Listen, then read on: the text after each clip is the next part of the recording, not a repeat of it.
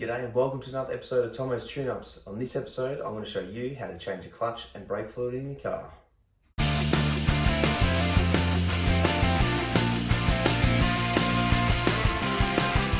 So before we start, just want to say don't forget to like and subscribe, and also down below leave any comments for things you want to see me do. On this episode, we're going to be showing you how to change the brake and clutch fluid in your car. Once again, we're working on the 74 Mini. Brake and clutch fluid is something that you should be changing on a regular basis. It should be either every 2 years or 30,000 kilometers, whichever occurs first, with no exceptions. Now, over the years of being a mechanic, I've had several people question me why they need to change the brake fluid.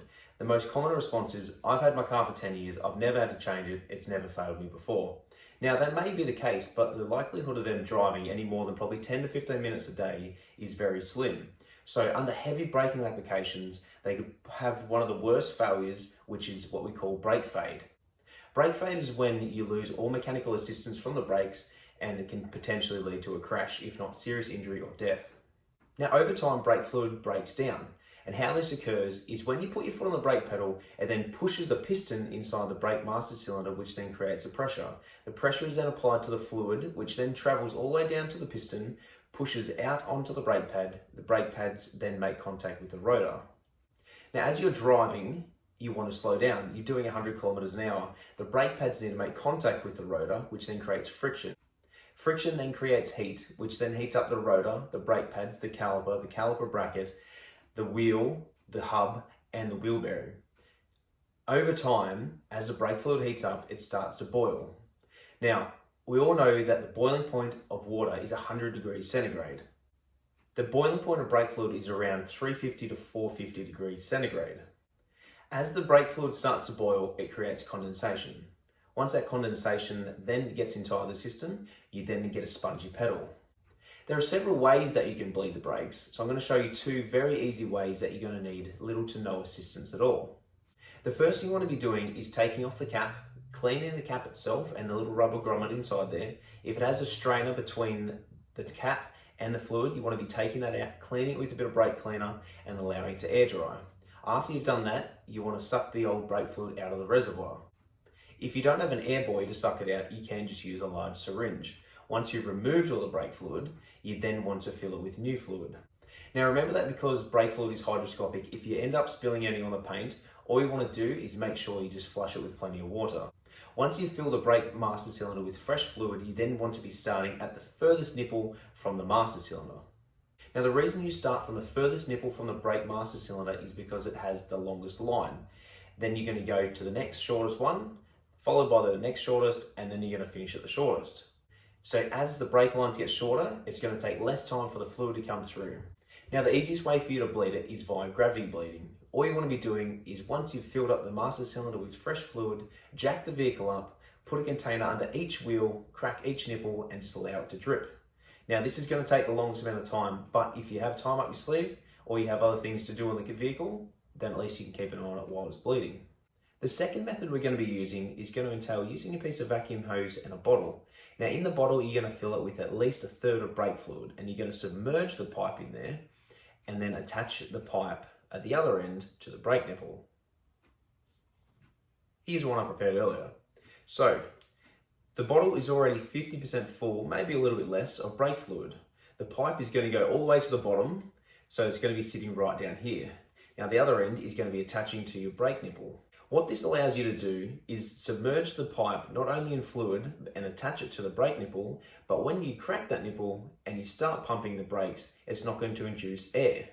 Now, if you do this without the bottle and you simply crack the nipple and start pumping the brake pedal, it's going to flush the fluid, but you're also going to be inducing air. How that happens is when you put your foot on the brake pedal, it's going to create pressure.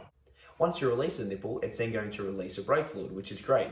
But if you then remove your foot off the brake pedal and pump again, it's going to suck air back into it and then push the fluid back out. So you're going to create a problem.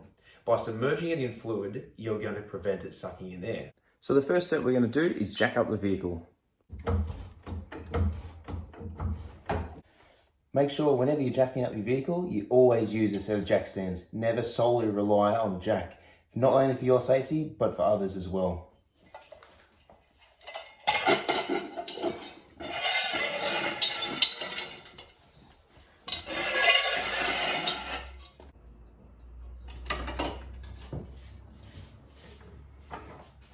Now that we've jacked up the vehicle, it's time to replace the brake fluid in the reservoir. Now, one of the best things you can do is invest in a set of guard covers. These do exactly as they describe. They cover the guard. Bit of cheap insurance, so that way you don't destroy your paintwork when you're leaning on it. I've got a couple of snap-on ones. Generally just lean it straight over the guard like that, and she's done. Now, make sure you always use brake fluid out of a sealed bottle. I forgot to tell you earlier that the word hygroscopic means that it absorbs moisture. So that is the exact reason why we replace brake fluid on a regular basis. So once we've removed the cap, not only from the brake fluid, but also from the reservoir, from here, we're going to take this out. We're going to give that a clean along with the top of the cap. So we're going to leave that off to the side, set it on some old tires that I have out here, and we're going to fill up the brake fluid to the max level, and then we're going to start to bleed it. So we grab our brake fluid from our sealed container and just top it up. I generally just top it up about 1 centimetre from the top, and then we're ready to go. Now we've just topped up the brake fluid, so we're about to bleed it. Now, the nipples that I was telling you about that we're going to be loosening is this one here at the bottom. So I've already pre-loosened it, so it's just finger tight at the moment, which is good. We're going to get our bottle, attach it, and then we're going to start pumping the pedal to make sure that we get all the old brake fluid out. So that just sits straight on the top there. Hopefully you can see it. Give it a twist. That way we know that it's going to be coming out, and we're ready to go. So I've only loosened the nipple and you can start to see the brake fluids coming out. Now, this is because of the gravity effect. Because the reservoir is higher than the bleed nipple, it's starting to come out. So now that we've cracked the nipple, we are going to head into the car and we're going to pump the brake pedal a couple of times. Now, one of the best things you can do when you're working on a car, like any good mechanic or any classic mechanic, is have a rag in your pocket. That way, if you ever get some debris on your hands, you can always just wipe it off without wiping it on your clothes. A good mechanic doesn't wipe it on his clothes simply because you get into a car, you're then going to smear it somewhere, and you look like a fucking grub as well. So all we're going to do is jump in the car and just pump the brake pedal a couple of times. Now you want to make sure that when you're bleeding the brakes, you don't go any more than 2/3 of the way down. This is because the piston inside the brake master cylinder has a normal wear limit. If you then exceed that limit by pushing further, you are going to do damage to the piston itself and the seals, causing a new replacement for your brake master cylinder. So let's go have a look at the level and see what it's like. Okay, so as you can see, it's quite dry. It's not right to the bottom, but it's getting fairly close, so we're going to top that up now. Now, what you don't want to do is let the level get too low, otherwise we're going to be inducing air back into the system by sucking it up through the reservoir. So now that it's got fresh fluid, we'll go bleed the next brake. So we're back at the rear left brake and you can see the visible colour of the fluid. It's gone from a dark blue to a little yellowy green colour. This is a good indication to show that the brake fluid has been sucked out of that line and been replaced. Make sure that when you remove the brake pipe from the nipple, we then tighten it up. You can see it's dripping there, which is great. We're going to tighten that up and then move on to the next one. So we're now going to repeat the exact same process on each of the other brakes. Make sure that when you're finished, you tighten it up using a tool rather than your hand like I just did. I did that for a demonstration purpose. So you either use a spanner or a socket, depending on how easily accessible it is. Now, if you give it a second, you might actually see the fluid change color. So I'm just going to go pump the brake pedal and we can watch the fluid come out, and then we can double check it at the reservoir.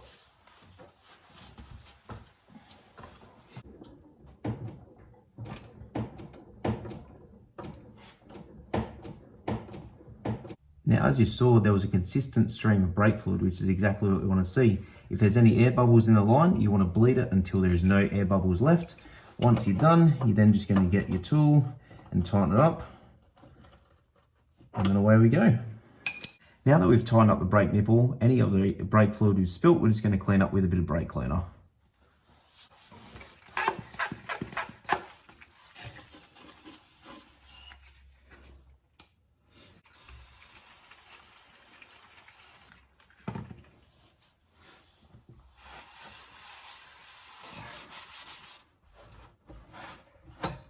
So now that we've finished bleeding the rear brakes, we're going to top up the fluid again, and then we're going to go and do the front brakes. Now remember, as you bleed them, you're going to use more fluid at the back and then less fluid as you move forward. Now while we're here, we're going to clean the reservoir. So all we're going to do is just get our nice clean rag and a reservoir cap.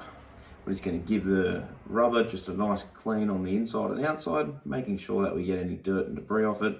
Make sure it's all nice and clean before it goes back on. And then we're just going to grab our cap as well and do the exact same thing.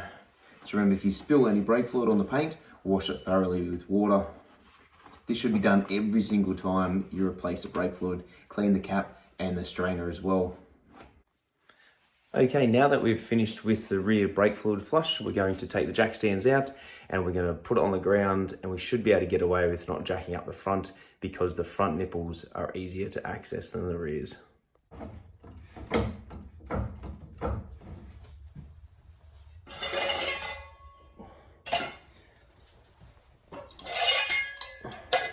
Make sure your jack stands are far enough away from the vehicle when you pull them out. That way when you let them down, it's not going to get stuck or destroy your paintwork.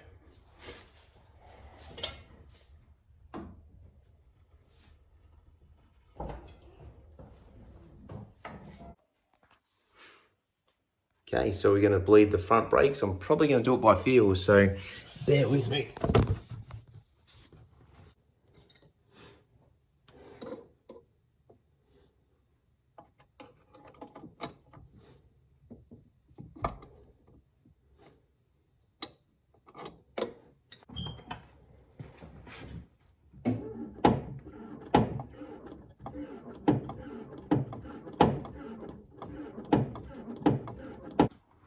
So now we've finished bleeding the brakes, we're going to top up the fluid to the maximum level, and then we're going to start on bleeding the clutch.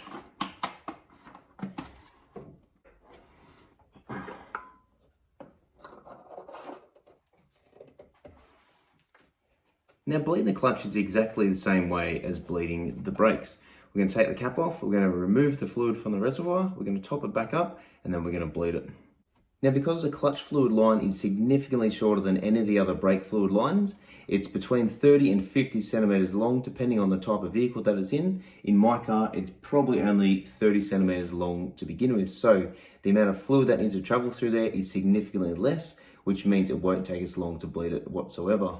So here we have our brake fluid reservoir along with the clutch fluid reservoir as well. So I've already sucked it out and replaced it with new fluid.